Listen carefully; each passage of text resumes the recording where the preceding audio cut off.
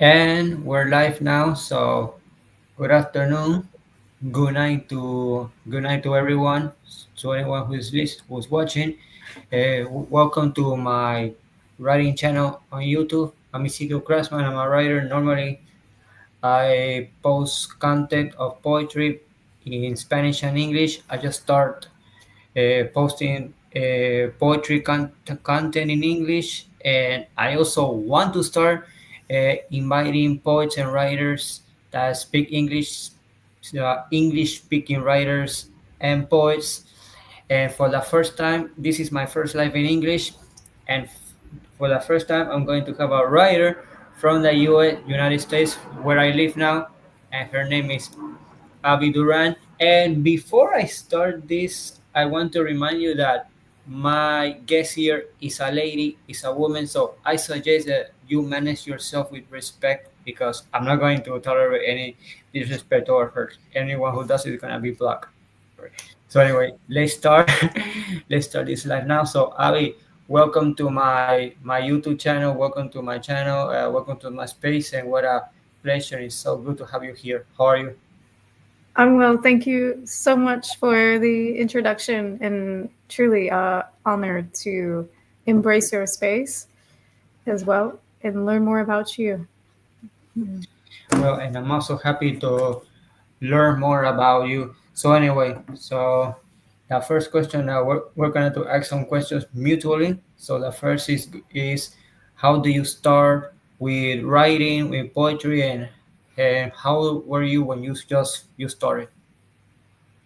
Mm. I have been writing my entire life. I think from the moment I could write my name, I would do like upside down, sideways, cursive. I found that really free for me, and I was a very quiet child, so that allowed me to say things that I can not verbally say. Um, and I think that's a very powerful concept, if you will. And but I would write mostly stories and do really well in school with essays. But I did not start poetry until May of 2022 when I was invited to a poetry open mic here in Charleston. And I think it was one of those things where it was waiting for me. And the more I performed and the more I wrote, it just kind of came out. And in under a year, I was pretty much in my element with poetry because it's very easy to condense things and have very good expression of who you are. So yeah, I would say I've been writing my whole life, but poetry is still kind of a new concept, but it's one I fully embrace. Okay. But you are from Argentina originally, so poetry is very much a part of your culture. Well, originally, yes, I'm from Argentina, but I moved to the Caribbean to Puerto Rico like 28 years ago, and I basically grew up there. And I moved here 5 years ago in 2020 in the United States. I moved here like in July of 2020, a couple of months after the COVID pandemic started. But yes, no, I'm originally from a country where we have a very rich culture in writing because of had a lot of great writers like Borges, Pizarnik, Cortázar. But my case is very different because in my case, even though yes, I used to write, but when I need to write for school, but I officially start writing when I was like 20 years old, and I just started writing as a form of therapy to channel some thoughts, feelings, and ideas that I had. And well, and I started this journey. I first started in English, writing in English. No, not English, not in Spanish. In English, in Spanish, as I writing most in Spanish because it's my first language. But then, by the mid by the late 2010s I start like writing in writing in English, poetry in English, and other and another genres in English. So the second question is, wh- why do you start to write? What inspire you or motivate you to write? Hmm. Life, really. I mean, when you think about it, especially with specifically with poetry, but writing overall, it is a tool for us to use to heal ourselves. And when you first start, you're trying to find your voice, right? And you just want to write about your environment and things that you experience personally. So, and it's a way for you to get that out. And then you realize the next step is usually you can use it to either help or hurt people sometimes. And then when you find your voice, I think the power of writing really comes when you can heal not only yourself but other people. Uh, so for me, it was originally like this first book here. This was all just like 15 years of journaling that became poems that I never knew I could do. And the more involved I got in the poetry community, especially, and working with musicians, was able to kind of create um, collaborations with other artists, and then doing something more meaningful with work, teaching workshops in schools, libraries, and the second book is coming out soon. So I think that's more of a my tribute to this community and the some more profound writing, because this more is like my autobiography in a way, or my angry poems, if you will. But yeah, and I think it's just one of those things where the more you do, the better you get, and I see the beauty in collaboration with other communities and art forms too. So, mhm. Do you feel like have you had the opportunity to do the same? Do you feel the same? Because I see you've been out there uh, meeting some of the other poets here, and it's really remarkable. Thank you. Well, in my pretty much the same thing you say. I start to write to heal, maybe to heal, to channel some feelings and thoughts I had, to channel some positive positive feelings and thoughts, and other negative feelings and thoughts because of other very harsh or hard events that I had to go through, like bullying in school, two cases of slander, false accusations in school that thankfully didn't go further, but like really marked me, and a lot of stuff. And that's how I start with writing. First, obviously, I started with poetry. I started with one poem, then with another poem, and then I start like opening my path to poetry. But pretty much like healing, and I feel like sorry, another tool like to unload my those feelings that I had, because, for example, when I was in Puerto Rico, I used to go to a gym where they did boxing, and I hit a heavy bags, the heavy bags a lot, and I could do like 10, 20, 30 rounds. Even I remember I did like 50, 60 rounds once, like throwing punches, kicking, throwing kicks, elbows, and that helped me a lot of anger. But I felt like I needed something more, like another tool, and I started with writing just to do that. And well, it's been a journey that lasts like 40. I've been doing that for the last 14 years. So first you punch people, and then you write about No, no, no, the heavy bag, the heavy bag. No, it. no, no. Okay. First, the punching bag. Even to the boxing, I used to spar. But yeah, that helped a little. But not maybe that helped as much as poetry. But I think writing helped a little more. or as much as sparring? Yeah. Well, sometimes the physical movement of the body really helps to alleviate that. Because sometimes when I don't know about you, but when you go to read or speak poetry, like I can't just stand still. I have to move for the word to come out, if that makes sense. Okay. And another question is, have you like have you written, wrote, or do you write another genre besides poetry? Absolutely. I have a writing service called Veronation Writing. And specifically, I assist people who are business owners or creatives in any industry around the world with their biographies. That's really my niche is narration. And so with that comes is basically getting to know that person, getting to know their business or their brand, and essentially like your business is yourself, like you are a representation of that.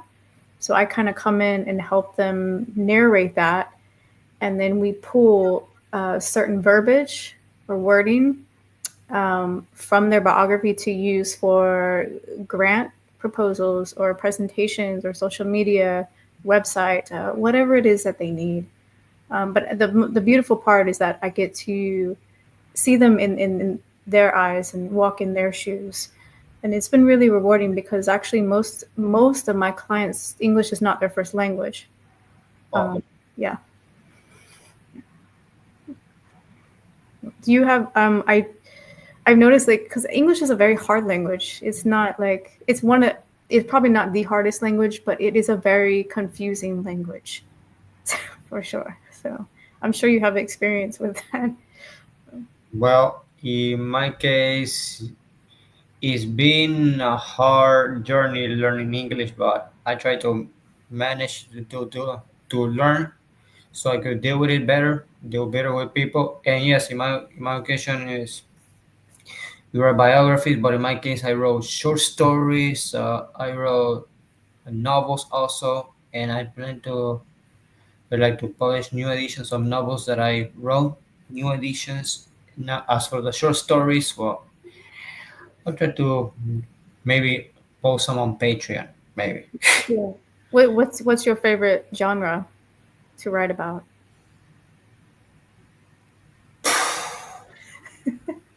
Wow, that's a very good question.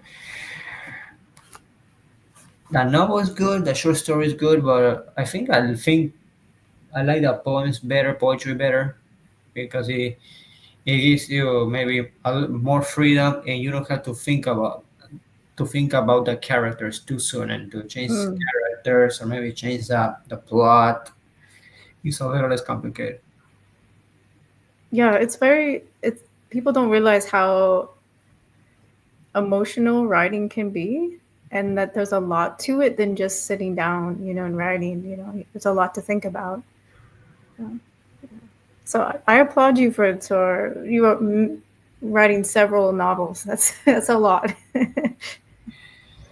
Yeah, I wrote over like 7 or 8.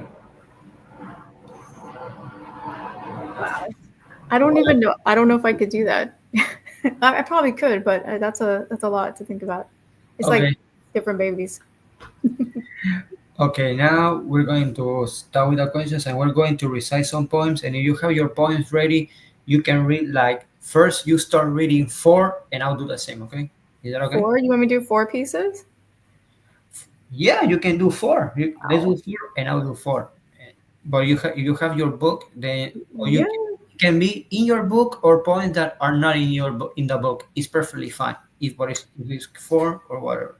Okay, I can do that.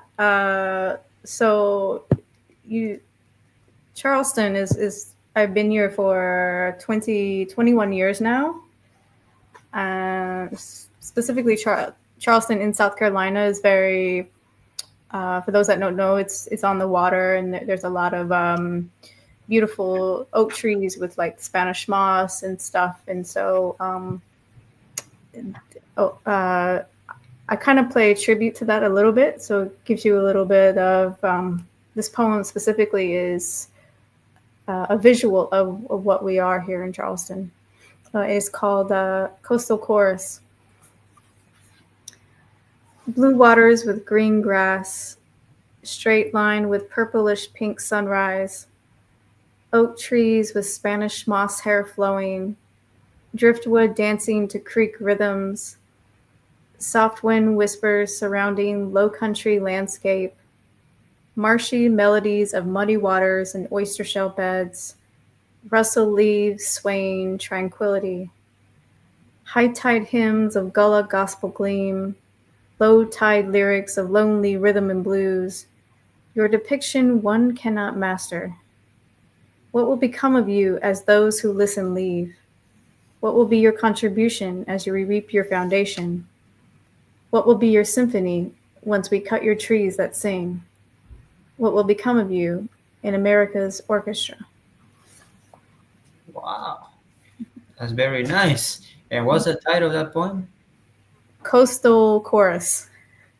Coastal Chorus. Okay, Yep. do the second one. Yeah, actually. So since you are from Argentina, I have a very dear friend who's also from. She's from Jujuy, and I wrote this piece for her because she's a very important person in my life. So it's the only piece I have that's like got a little bit of Spanish in it. So we'll give it a shot. But it's kind of a tribute to an, an Argentinian singer who I can't think of at the moment. I've been trying to think about it all day and I couldn't remember. But anyway, this piece is called No Corras Más. So I'm not sure which words to use, let alone the language. This particular woman I speak of isn't bound to labels. Our interactions I thought would become temporary. She knew me better than I knew myself. I came to her with nothing, yet she said, "Here's a bed and a bookshelf." She saw the obvious exhaustion, pain, anger. She also saw honesty in my humanity. This woman placed a hand over my heart, held me without asking why I was sobbing. This woman I barely begun to know. Yet she holds me close when my instinct is to run away. She reintroduces me to laughter when sadness wishes to settle in. Her welcome mat helped me unload my overstuffed backpack, then wisely advised, "Now let go of the strap." Me dijo, "What you're going through is temporary. Know you have a place to stay." I don't believe her, for others before her never mean what they say. It wasn't long before she introduced me not as her friend, but as her family, proudly proclaiming, "Esta mujer es mi hermana." See, the joke in Spanish is, my name is Habichuela, pero ella no puede decirlo, for she shows me respect. Even though I moved out, she stands correct as we continue to meet for weekly chats, a routine I never knew I needed. She continues to teach me how to enjoy myself in social gatherings, how to let emotions go as I begin to pack them back in. What I'm most grateful for is the love she pours into my teacup as she sings to her Abita, "Muchacha, pequeños pieces, no corras más, quédate hasta el alba." Wow, Fred. And she's a friend from Argentina that lives here. Yeah, she does live in Charleston. She is the her place is the party house. So next party, you're invited. Yeah, she's very sweet. There's a big community of them around. So Okay. yeah. You have or two? Okay. You two. So do you prefer coffee or tea? Coffee. I still like you though. Okay, this is called Divine Tea. I think about you every day. Yet when you drink tea, that's when you remember me? Really? So in the moment, I guess you forgot how we swapped stories, made a little magic in history. My best friend overnight made time for me. You tasted significant, said I was different, opened up my life for you to rip open a bag to sugarcoat and spice how you like. Makes me wonder if you keep cups in different cupboards for when I drink tea. I close my eyes, send in my lustrous energy into the divine person next to me, to the point it becomes routine. Tea time is a filler for those with no purpose or a quick stop sip for the soulless. We are not loose leaf or bagged. We are human beings consistently composing flavors each time we connect. And if you're in my life, there's always time in my mind for you. So place that thought on your shelf next time you see me, for you will not crack my cup. You will show me respect. Let me remind you that I am not a sip of tea. I'm a divine human being. Wow, that's very nice, very good. Thank you. But No, I've tried coffee, but the tea is more for me. okay, you have one. You got one more. Okay. I think so. I'll probably do this. So, this one is it's going to be in the new book. I was kind of asked to, how can I say, this one is very it's about death, and because so many of us here, especially in the states and Western cultures, we don't talk about death enough, right? It's kind of taboo. So I was asked to commission this piece, so it's called Death, in honor of Dia de los Muertos. Um, I love that there's butterflies in September, bumblebees still on the hunt for pollen like spring. To appreciate them, we must tolerate the mosquitoes who thrive off the same ecosystem, yet somehow stay around long after their expiration. What's more delusional, fearing death or aiming to live to 100? If we knew everything about everything, we wouldn't believe in magic. Death is nothing short of an old friend checking in. What we lose, we regain. Perhaps that's the purpose of pets, to remind us to live again, for we will surely outlive them. The unknown, the pain, that's what we really fear, not the freedom of belonging to a full circle. Our energy renewed into the stars we're enamored of you, our skin, our bones, naked, napping back into nature's lap. The passing of someone we love is a passage, a voyage we don't want them to take alone, so we store their bodies in boxes or hold on to their ashes, somehow tragic or too soon. We fear letting go, not the freedom of belonging to a full circle. What's more delusional, fearing death or aiming to live to 100? To embrace as an old friend checking in is to live a life of fulfillment. What you take, you return, relearn from our births, wishing upon stars in all of their decomposition as they paint the sky. And oh, how we wish on their deaths so we can stay afraid to be alive. How silly that sounds. How silly that sounds to make a wish without death. Wow, that's very nice. Great. Thank Very you. nice. Okay, here's a comment said. Ronald Adolfo de Jana Cruz say hola, buenas vibras para todos. It says hi, very nice vibes for everyone. Oh, he didn't say in English, but okay. Now it's my It's turn. okay. Yeah. Okay, I'm excited. Oh my goodness.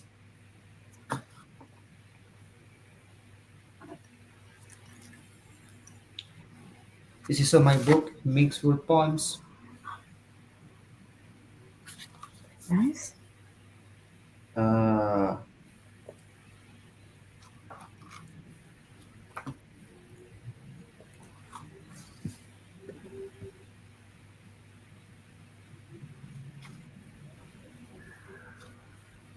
okay. Let me.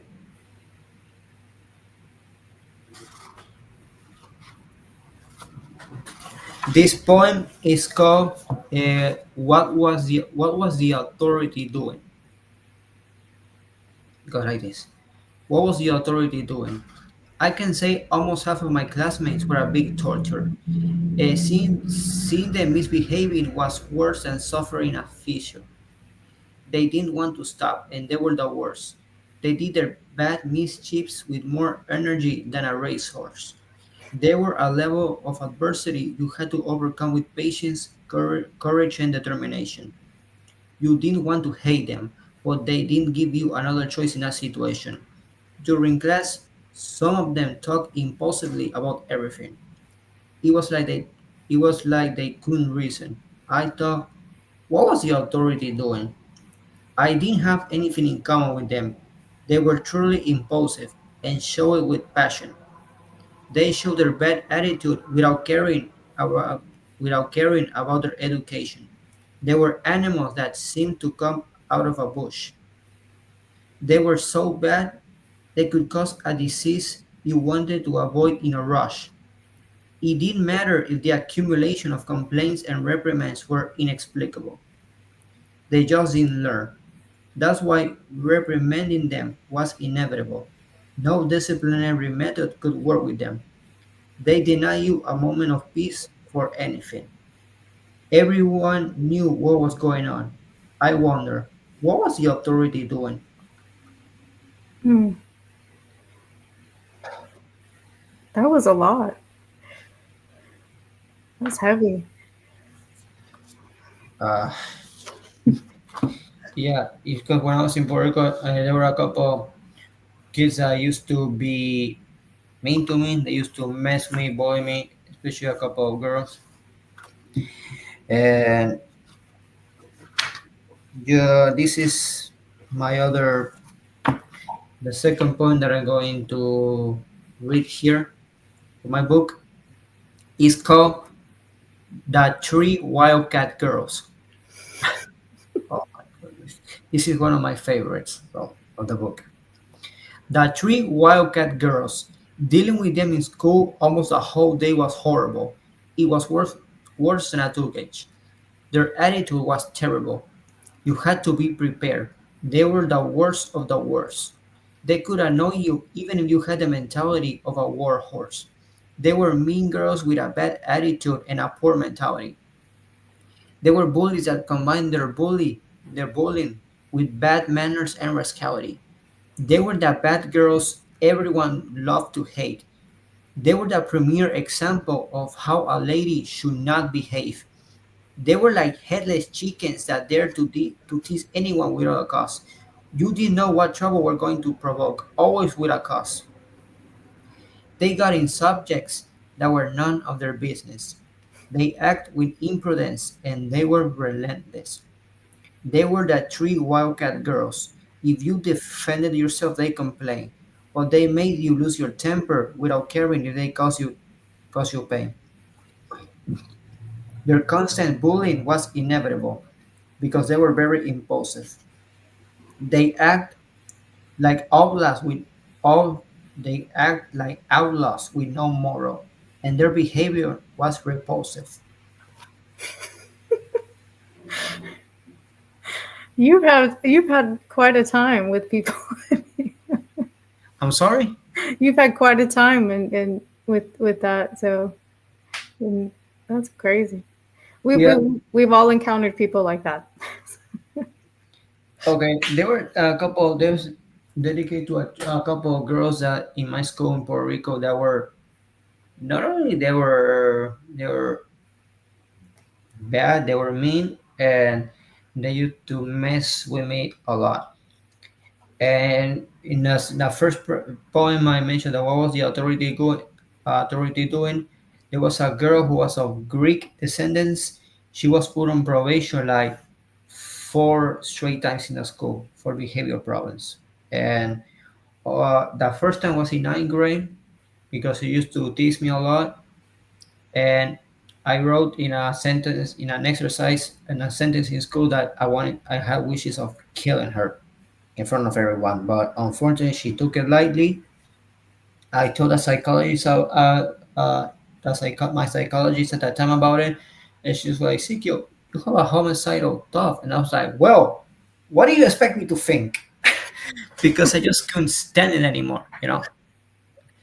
So told her about it. I told my mom about it, and she went to the office and she told everything that I said that that girl was doing to me, and they put that girl that girl in probation. But unfortunately, that girl whose name was Melina did not learn anything. Unfortunately, because she stopped the board in ninth grade, nothing happened in 10th grade, but in the last 2 years of school, it was deja vu all over again. Well, I thank you for transforming your anger into art. Yeah, a friend of mine told me pretty much told me the same thing when a friend of, okay. And I'm going to read a poem, but it's here in my computer, so I'm going to read it from my computer. If that's okay. Yeah. Uh,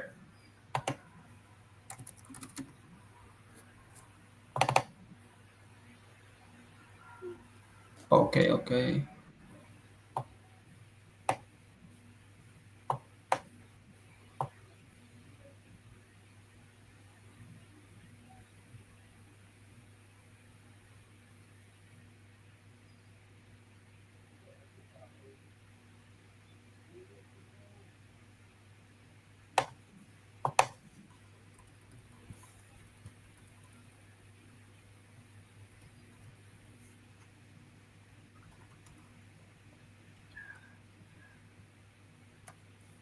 okay.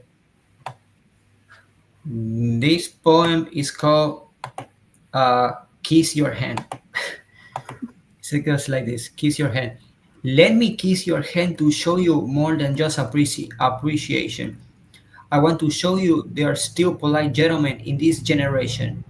Let me Mhm. kiss your hand so I can see that smile and you can remember that date and have a happy memory of that night. Although that gesture is rarely seen anymore, I do it because I have faith there's always a sweet soul that can find a great gentleman today. Let me kiss your hand because it's a purest show of affection. I want you to see there's hope of love and joy, and there's someone that takes your feelings into consideration. Although the gesture lasts a second, let me kiss your hand because that gesture is adorable. It'll give you a deep feeling, and that night will be memorable. Memorable. Oh, that's so sweet.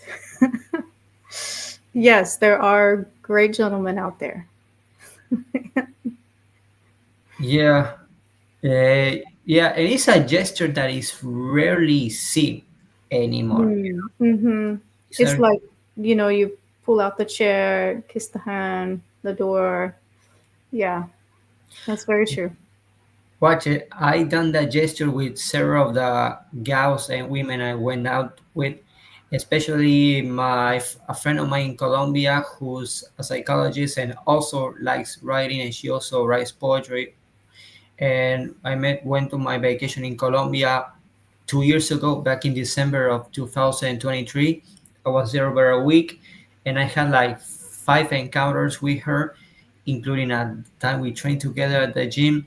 And all of the encounters, I ended that way, with by kissing her hand. I'm sure it was well received. Oh yes, very well received. Okay, How long have you been in Charleston? 5 years. 5 years. Okay. Do you like it? Yes, otherwise I wouldn't move here, and I wouldn't be a homeowner. No. Very good. Okay, this is another poem. This is a fourth poem that I'm going to read before we go on with the questions.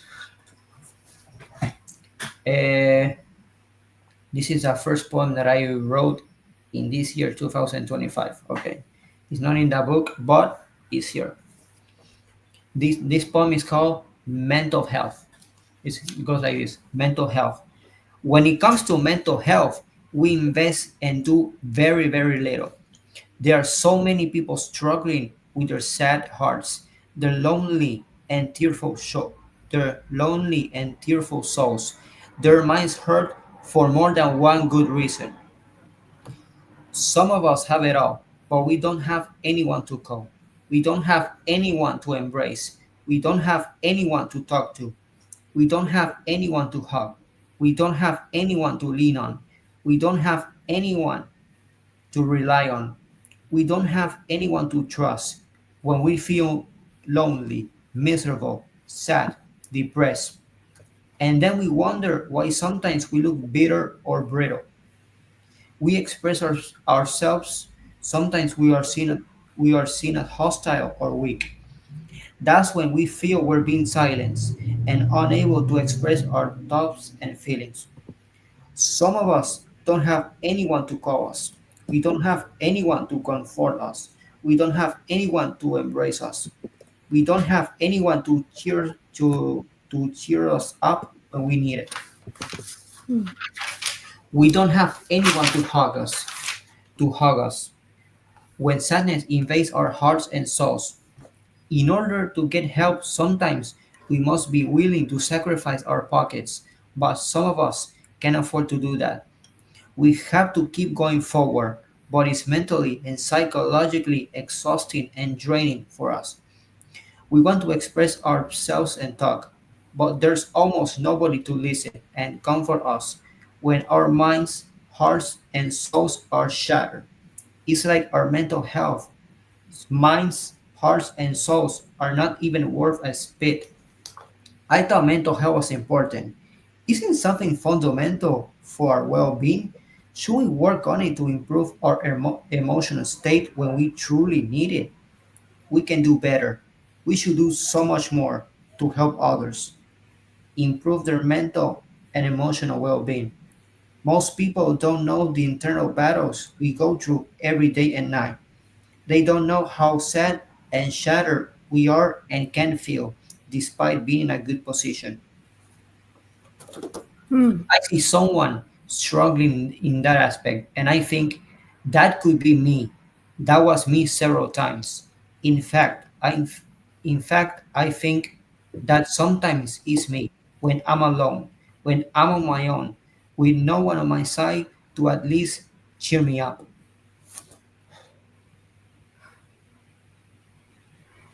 Hmm. Hmm. I've can very much relate to all of that. Well, all of that, and like half of this is about mental health and Wow. dealing with feeling worthless, or that no one is there for me, or that the system that we live in doesn't support us, right? Um, but it, um, I will confide that I am a survivor of suicidal thought, and so it is seeing being on the other side now.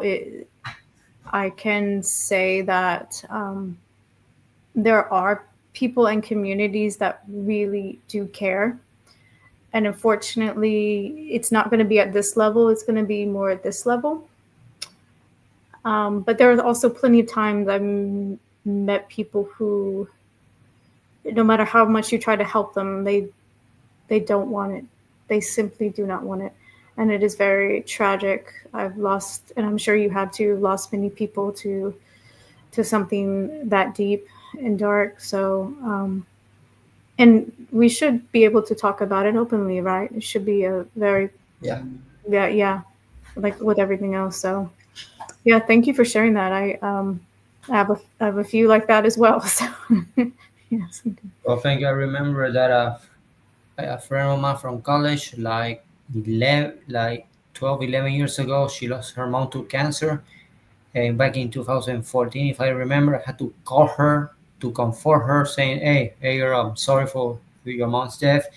And she told me that she had suicidal thoughts, that she wanted to kill herself. In fact, I remember that she showed me a picture of her arm cut and bleeding, and I was like, my goodness, like, girl, don't do that. Please don't do that. Imagine seeing that girl, seeing that was like a clear sign that she wanted to kill herself in that time, and seeing that picture that with her with her arm with cuts, cut and even bleeding. Well, I still remember to that day.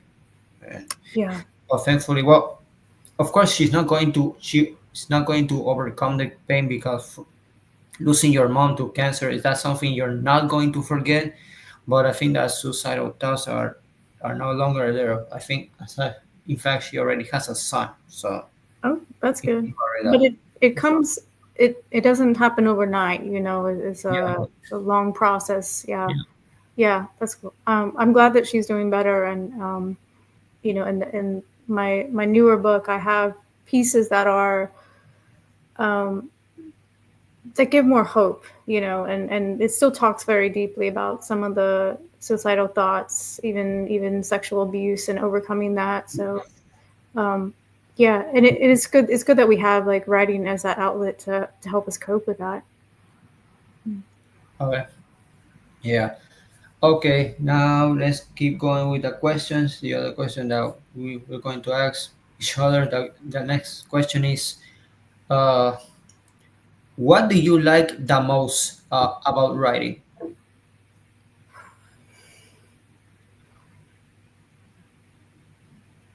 I don't think I've ever been asked that question. What do I like most? I'd have to go back to like I guess at the very beginning. Like it gives you so much freedom to be yourself, and and for me, having writing as a business, like I don't have technically like an office or overhead. Like I can work anywhere around the world, and I love that very much. I don't have a physical product that I have to, you know, take care of. Um, but I would have to say mostly the freedom, and even for people who struggle with reading and writing, for those that are mute, still it's always there, and you don't have to be perfect. Like I'm actually a very terrible speller. Like it's hard. I'm dyslexic, so spelling is sometimes tricky for me. So you know, just overcoming that and still being able to say what you write, and that you can write in your own voice, if I can say that correctly. Yeah. So what about you? Do you feel the same way? Well, it's a very complex question,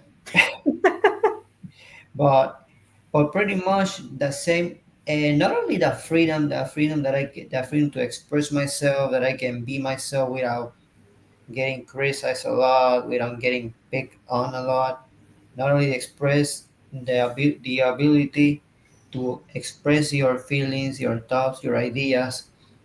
I like also the message that you send when Mm. you write, because in some way you feel that you bring some value to others, value on to society, because that's one thing important. The message that you want to transfer, the message I want to send, whether you write a novel, a poem, a short story, etc. Because, for example, someone reads or hears a poem that I wrote about a certain event, that that person can think, well, I felt like this once. I went through this once. I had this feeling once. They, someone did this to me once. And that's a good thing, because a person not only or probably may feel identified with the poem, but in some way he or she can feel like relief, some kind of relief. So in not only that, a person can in somewhat heal when he hears or reads a poem, or and can also help that person a lot in some cases. Hmm. Absolutely. Okay. Mm. Okay. That's the beauty of it, though. It really is. Yeah. Yeah. Yeah, that's the endless beauty of writing. Absolutely. Okay. The last question before we read more poems is, what is writing for you? What is writing to you? Mm. Writing is for me an addition to my voice. It's also tool that you can use in the entire world. And my goal, my hope in the future of variation writing overall, and my work and my purpose is to help others see their purpose through writing, whether it's not just with poetry, but also used economically, right? It's a very, very important asset to have. And um, although I do mentor like creative writing students and here in the US, I would love to go to other communities out there and teach the same thing. But I think if we eliminate the barrier that's like creative writing and what we would deem as corporate or business writing, if we eliminate that barrier, we can see that the two can be interchangeable, and that to having both a creative mind and a business mind can really go hand in hand and make for much more of a better life. And yeah. Okay. Well, if you ask me, writing is the art of expressing yourself unburdened and getting even with life through all words. So like getting through just having like can you explain that a little bit more? When I say that getting even is, I don't know, it's like unload what you feel through Hmm. words in some way. Okay. Okay. Anyway, one question that before resigning some point, there's a question that I missed, but I would like if we can ask each other, like, how do you see yourself in the future with writing? Yeah, I think I kind of already answered that. Like, I want to go to other Oh, communities, that stuff. no, So, yeah, yeah, pretty much that. But yeah, I see but for you, your writing's taking you all over the world as well. So, well, pretty much, yeah. I want to uh, keep writing, and also keep that like posting comments, not posting comments, keep posting content of me reading my not only my poetry but poems from other writers in English and Spanish. And I want to, because when I read poems of other famous writers, regardless of the era, in some way, like you're like conserving or you're preserving their legacy.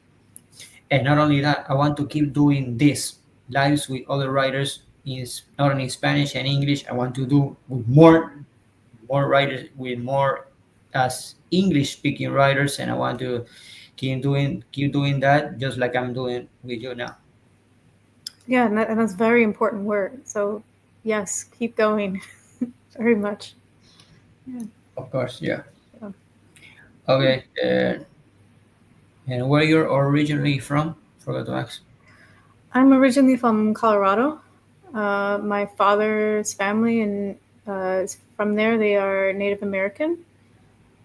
Um, so they're originally from Colorado, but I've been in Charleston for 21 years now. Okay. Okay, now we're going to let's finish this live by reading.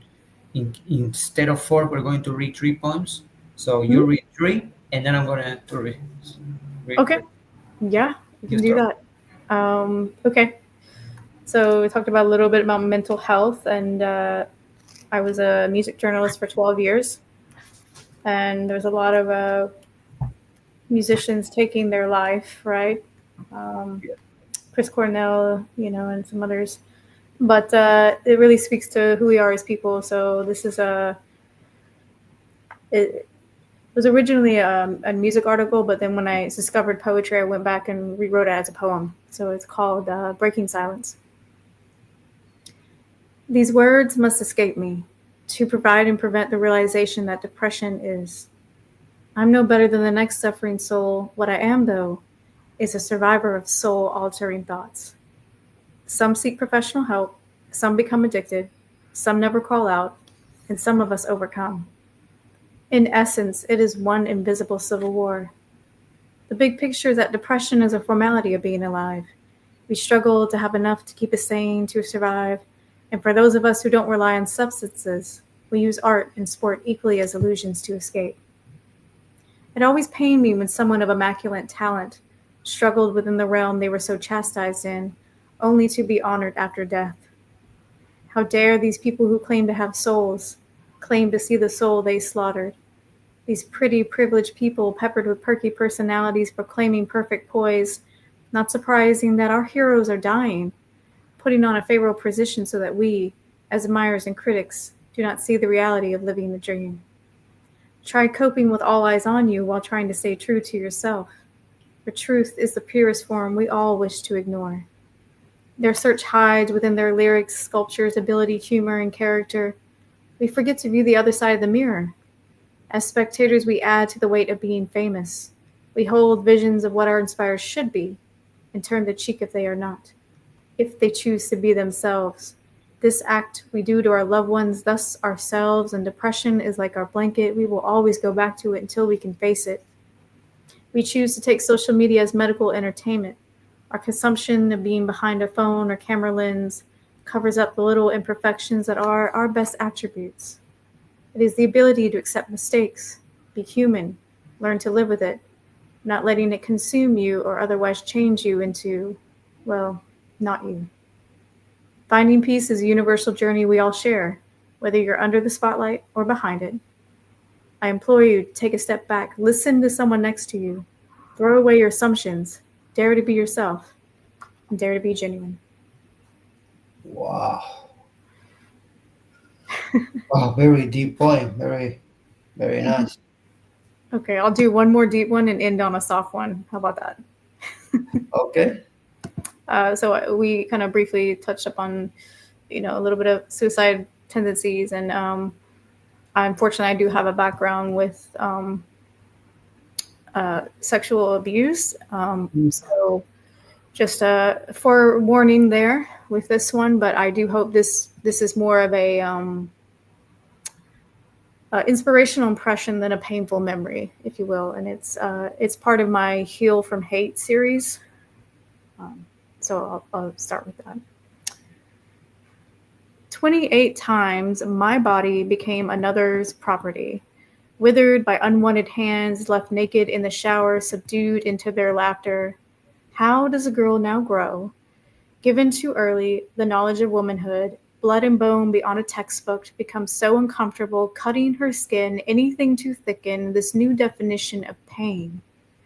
Young lady naively carries it over what she sees in the mirror as she takes another backhanded hit. Starts to fall into the pattern of what I do, what they say, maybe they'll go away. So how do you heal from this hate? Stop pretending to love what kills you. Remove yourself from the environment, even if you have to couch surf your way. Stop feeding the fungus so your future can find focus. Cut those relationship ties. Cry yourself to sleep so the next morning you can rise. Break things, be angry, but don't beat yourself up as you start to open up and undo this hate they create. Learn to live alone. Lean into those who listen. Sit in your silent sanctuary. Dig deep into your soil before you allow another soul in. Hug yourself so you can rejuvenate all the scars the body creates as you heal from this hate.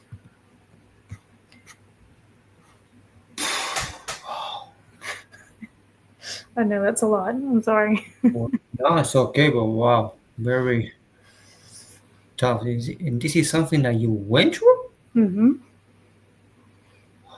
But I mean, it took a lot of therapy. I mean, like years of therapy. But it's one of those things where you don't realize that you went through it until after you went through it. So, Wow. yeah.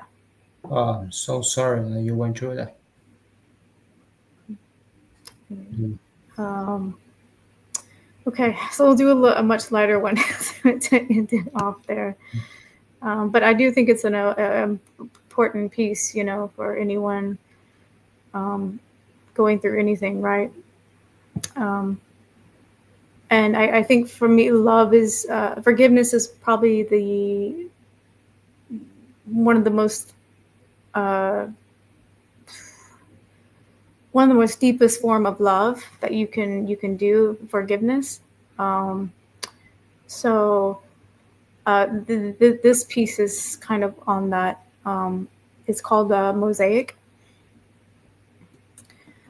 Forgotten colors painted under your dust covered veil, their feet trapped you in time. Forgive them. Most importantly, forgive yourself. Under Islamic mosaics, a crafter knowingly creates hidden mistakes. No greater is he over the divine. You are the indent within the imagery, the purposeful prose upon which we sing, ingrained in my memory. A worldly incompletion for their undedication, lacking the love you chose to give. Forgive them. Most importantly, forgive yourself. A part of me died with you, your absence and impact. Perhaps it is me who needs forgiveness, failing to see the cuts of your chards under masked glass. Your pattern infinitely etched in my mind, beautifully placed with design. You are the indent within the imagery, the purpose for prose upon reminding us we are humanity. Wow, Yeah. not very, very good. Thank you. Yeah. Well, now it's my turn. Yeah. Let it all out.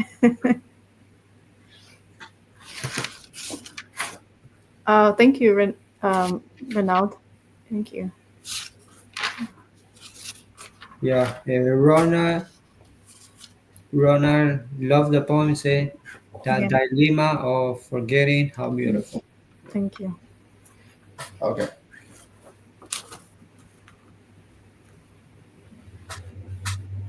Okay, this poem is called "Scars of Your Slender." Slender false accusation. This is what something that happened in school, in high school to me. Scars of your slender. Your slender didn't go further, but the scars that I suffered after hearing it on that day were simply devastating. The scars are impossible to count. I had countless nightmares during midnight, which made me wake up and sometimes burst into tears. The desire to keep living was on the ground. The wishes to expire sooner were astronomical. The wish to leave my house was rarely the minimum.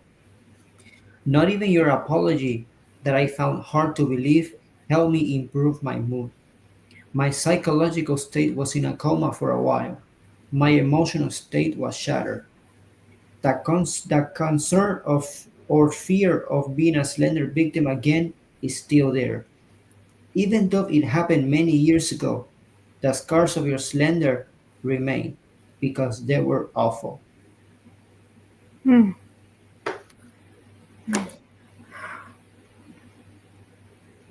Let me take a breath after that. Yeah. Yeah. It was because of a false accusation that I suffered in my last day of school, my last senior year. There was a girl named Karina Perez, and I want to name her because I want to expose her. She falsely accused me. Wow, this is so hard to speak in public. She falsely accused me of licking her neck with my tongue and telling her I was going to find her, which was a lie. And I remember that day that I had to go with my parents and with that girl's dad and her, we had to solve everything. And even the dean of discipline said that it was rare. It was extremely strange to hear that kind of complaint about me. But everything was settled because they realized that it was a lie. That I would never do something like that.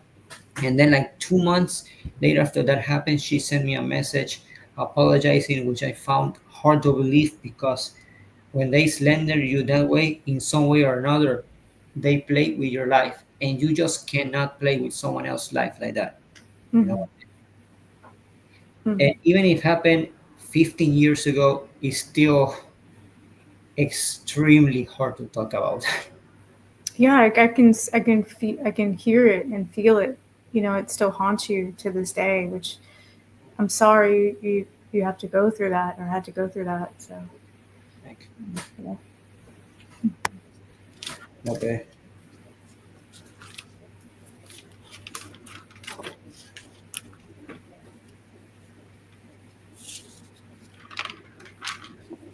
Okay, and I'm going to this is a happier poem, so don't worry about it. This poem is called Budapest by Train. Wandering Budapest by train was a tremendous adventure. There's trains in the middle of the road, subways that can help too. It was nice to walk the streets and the city in general and use that transportation. I like seeing the infrastructure, the city's architecture, the monuments, and the statues when I had the chance to travel on those trains. An enriching experience. The more I wander several zones by train, the more I value and appreciate how beautiful Budapest is. An incredible city of an incredible country. A city that's enriching art and poetry for anybody's heart and mind. A city with great history and culture, worth visiting and knowing. Hmm. I could just like I close my eyes and I can visualize like walking in there.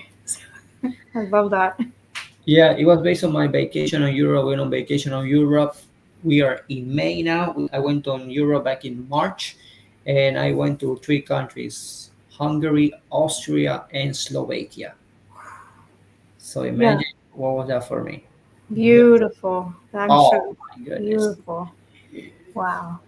Thank you for sharing that. Yeah, I even took over 500 pictures of that vacation. I can imagine. I can imagine. Awesome. Wow. Yeah, thank you for all of this and sharing your poetry and your life. I have one more poem Oh, okay. because I did two and I did one. Ah, that's right. You're doing three.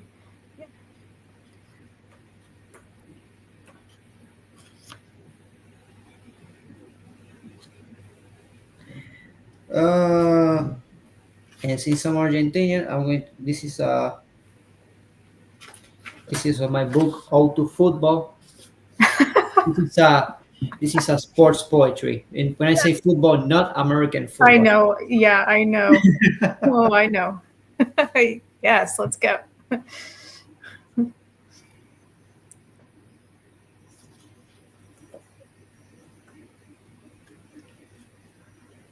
Okay, I'm I'm going to read this poem. It's called The Blonde Arrow. The Blonde Arrow. He was one of Argentina's all-time greats. He was a forward whose career was fantastic. He had everything a player of his position must have. He had great tactic. He had a great eye for a goal. He had speed, and his skills had a great variety. He could define from any angle in the pitch and could pass with great creativity. He would take advantage of any chance he had to score a goal. Wherever he played, he showed he was spectacular with the football. Known as a blonde arrow, he ended his career as a great glory and is considered by many one of the best footballers in history. Tribute to Alfredo Di Stefano, a football forward of the 50s and the 60s, I guess. 50s and the 60s. Yeah, you're talking about yeah, the Stefano, right? Yes, Yeah, yeah, that's cool. And I think he also played for Spain too, right? I think. I remember, as far as I'm concerned, I remember, I guess he played for Spain to Alfredo Di Stefano. I guess he played for Spain too because he played, I remember, Both. maybe Yeah. in Real Madrid or Barcelona. I don't remember, but yeah. So because you are Argentinian, I have to ask. I have to ask. Do you feel you have the best football team in the world? Well, we're not ranked number one for just any reason. Good answer. But yeah, we have good players. We have Messi who could have chose to play for Spain because he moved there when he was like 12, 13 years old, but he chose to play for Argentina. And I'm glad Right. he did because he gave us the World Cup in Qatar. Mhm. Mhm. Mhm. Yeah.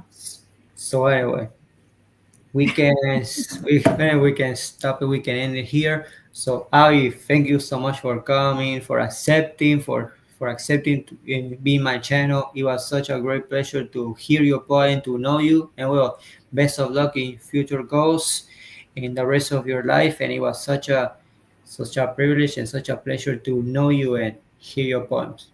Oh, it was a pleasure to get to know you as well, and I look forward to seeing more of you in the community too. Yeah, thank you so much. Now, thank you for accepting. And well, and subscribe to my channel, and you can also follow me on Instagram so you can hear more of my content, so you hear more of my poetry and more interviews with more writers like Abby Duran, and also follow her on Vera Nation in Instagram. She also great content. So bye Abby, thank you. It was such a pleasure. Bye. Great. Thank you.